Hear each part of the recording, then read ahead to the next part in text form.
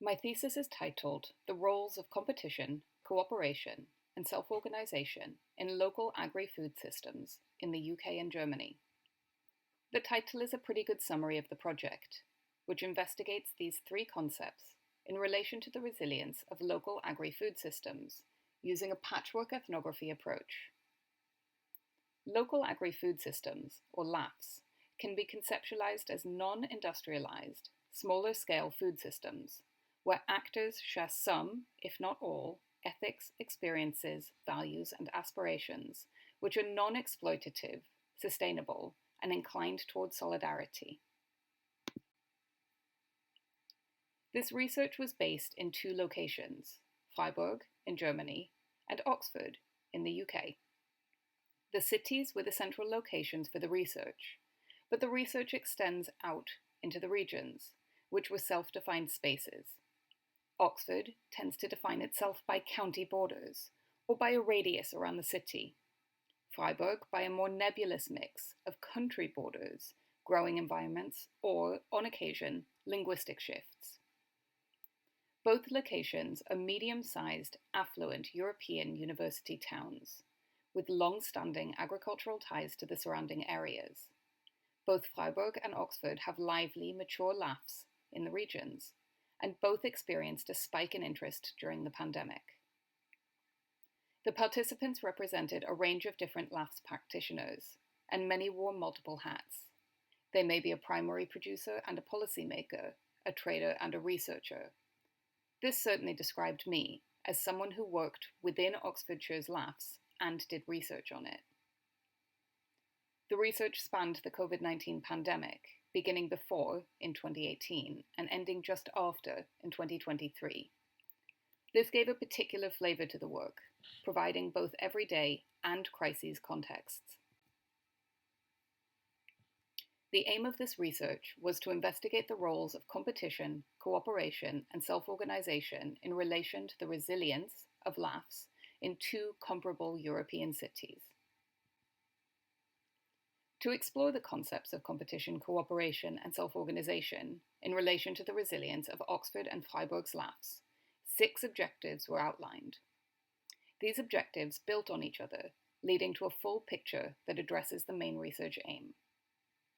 The first 2 objectives were to situate the research within the wider literature and to outline a methodology to guide the research and analysis. Objective 3 was to explore the underpinning elements of self-organisation, or the process through which actors engage in collective action, problem-solving, and consensus building. Objective 4 was to explore the simultaneous competition and cooperation that is enacted in LAFs, and how these iterative interactions impact downstream relationships and action. Objectives 3 and 4 led into Objective 5, which was to draw together competition, cooperation, and self-organisation to inspect how they intersect and discuss the impact this has on the resilience of LAFs. The conceptual framework draws together these 4 concepts. These are each explored separately in the literature review, which identifies how they tie into previous food research and draws from a broad literature base, rooted in numerous academic disciplines. The most influential of these are the literatures on adaptive cycles and panarchy, which stems primarily from the human and environmental systems literature. Demand and Trust, which is primarily from business and game theory literature. Information and Communication, which comes from a mix of anthropology, computer science, and business management literature. And Community Resilience, much of which is in the community and food systems literature. The conceptual framework knits these ideas together, pointing out that while each of these can be identified in LAFs, and each has an impact on practice and outcomes, it is important to identify how they intersect with each other. It argues that whether LAFs are trying to challenge the globalized agri-food paradigm, or simply trying to exist alongside it, they need to have the ability and capacity to compete, cooperate, and self-organize, and that these intersect and impact LAF's ongoing resilience. The research uses a patchwork ethnography approach, which is a relatively new addition to social science research. Patchwork ethnography allows for contextual richness through the patching together of data collected in diverse ways. It was introduced as a way to improve flexibility and inclusive practices for researchers with disabilities, household responsibilities, or other things that might conflict with a more traditional long-term research stay. This form of ethnographic research offered deep insight into everyday LAFS practices and made it possible to continue research despite the logistical constraints of COVID-19.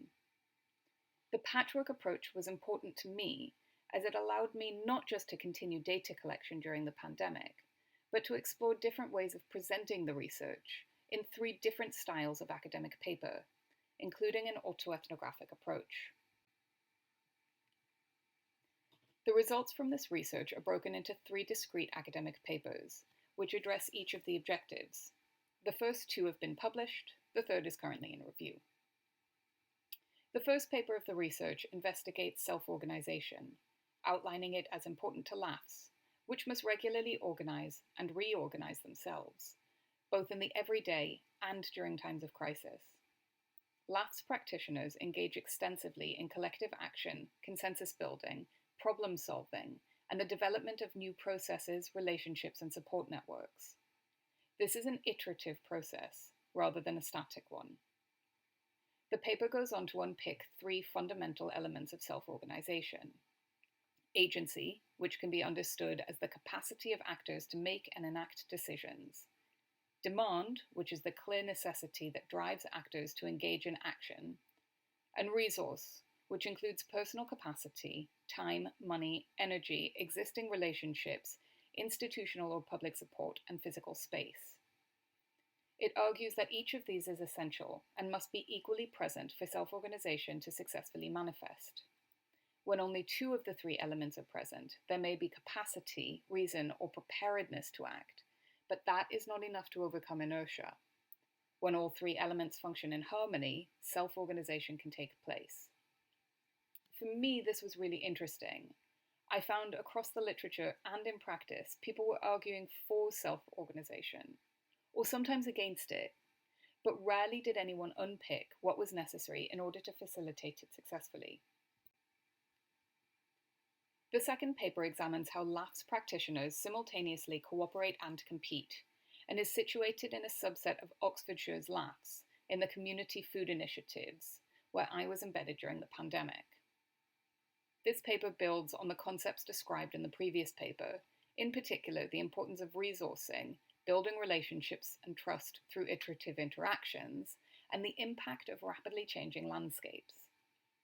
It explores a snapshot of co-opetition in a non-market economy, in the care and solidarity sectors, where actors are not intending to make a profit. It creates a framework for dynamic cooperative relationships, demonstrating how the interplay between competition and cooperation informs decisions and relationships. It shows that while competitive, market-based firms may be comfortable in a more centralized zone, CFIs do tend towards a comfort zone that is more cooperative. However, the paper argues that this should be recognized not as static, but rather as dynamic and evolving, with situational swings towards increased competition or cooperation. It is prolonged extremes in either direction that can negatively impact CFI's resilience. The pendulum framework aims to capture this evolving landscape, influenced by both external forces and internal relationships. Acknowledging and embracing co-opetition, as well as understanding the sector-appropriate comfort zones, may help foster resilience. The CFIs benefited from both cooperation and competition. Combined, these help shape how practitioners work during the pandemic.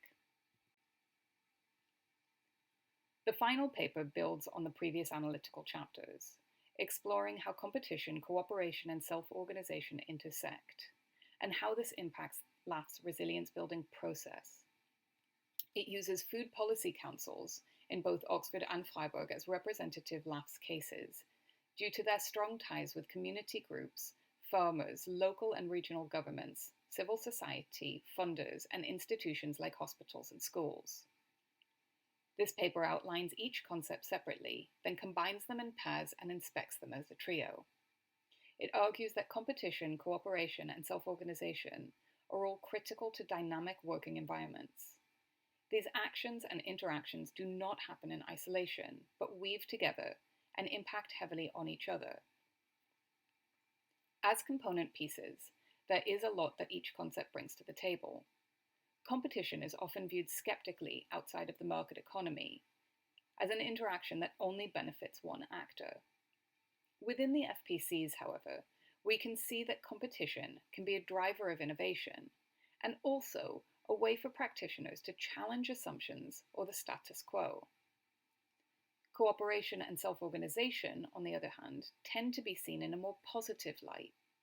However, when cooperation fails, it can lead to downstream relationship problems and reputational damage, and self-organization can be used to exploit communities and lead to practitioner burnout.